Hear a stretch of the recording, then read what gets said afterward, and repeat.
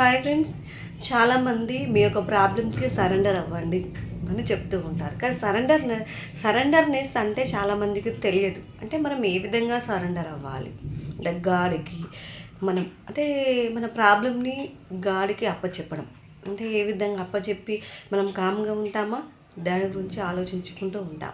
కాబట్టి ఏం చేయాలంటే మనము చేస్తున్నది చేసుకుంటూ మన ప్రాబ్లం నీకే అప్పచెప్పుతున్నా, నీకు నచ్చిన దైవానికి నువ్వు ఆ ప్రాబ్లం అప్పచెప్పేసి ఎస్ అది నీ చిత్తం ఏమైనా జరగని ఏదైనా నా మంచికే అని అనుకుని ఇంకా కామ్గా ఉండాలి. దేవుడు ఎప్పుడు మనకు మంచి చేస్తాడండి, చెడు అసలు చెవడు. సో మన ఆలోచనలే మన జీవితం కాబట్టి మనం మంచి అనుకుంటే మంచి జరుగుతుంది, చెడు అనుకుంటే చెడు జరుగుతుంది. కాబట్టి దేవుడు ఎప్పుడైనా మనకు మంచి చేస్తాడు కాబట్టి నాకు మంచి జరుగుతుందని మీరు కంప్లీట్గా దేవునికి సరెండర్ అయ్యి మీరు హోపునొప్పును చేసుకుంటూ వెళ్ళండి.